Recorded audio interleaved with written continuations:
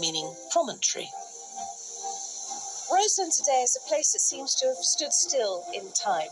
It's a place of quiet magic, a place of mystical beauty.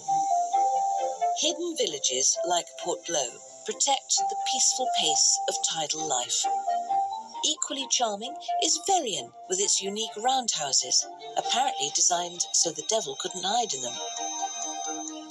I'm looking for an ecclesiastical paradise with a heavenly history.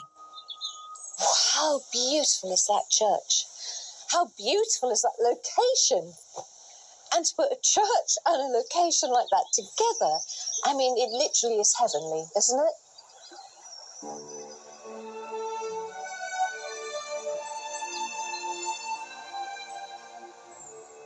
The Creekside Church of St Just is quite possibly the prettiest in Cornwall. The lady in charge here is Reverend Emma Durose. Wow. Hello. You must be Emma. That's right. How do you do? Hello. I'm Fern. Nice to meet you. Oh, it's very nice to meet you. What a wonderful church this is. You can feel the sanctuary within and the peacefulness within, can't you? Absolutely. And people come in and they all have this sense of connection with God. I felt it too. With Yes. something about this place. It's been prayed in for so long that people feel a sense of deep peace. The present church dates from the 13th century, but its holy connections go way back before that. I love this legend that won't be shaken off. Yes. That Jesus may have come here with his uncle, Yes. Joseph of Arimathea. Yeah. Well, there are the missing years between Jesus being taken to the temple with his parents. When he was about 12? When he was about 12, Yeah. absolutely. And then he turns up to start his ministry when he's in his late 20s. Yeah. And what happened in those years? And there's a legend that Joseph of Arimathea, who was his uncle, was also a tin trader. And that he came to Cornwall to trade in tin, that there was a storm and they came into the bay here to seek shelter. And it's a legend which has endured. That's extraordinary. No one's said, no, it can't possibly be true. And could this Cornish legend have inspired the great poet William Blake in 1804? The questions asked in the first two stanzas of Jerusalem refer to the idea that Jesus came to these shores.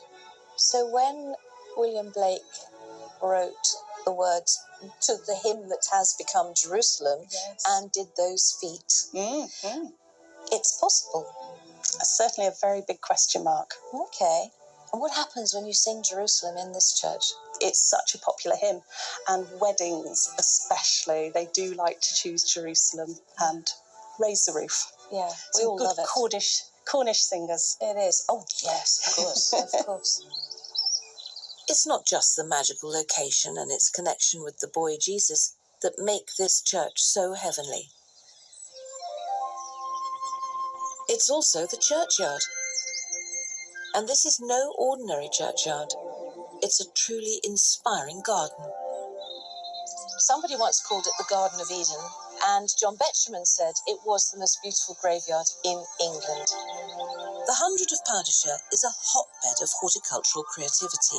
Garden designers have been sculpting the landscape here for centuries, and 7 of the 13 so-called Great Gardens of Cornwall are right here in Powdershire, including the Lost Gardens of Heligan and the National Magnolia Collection at Caerhayes Castle.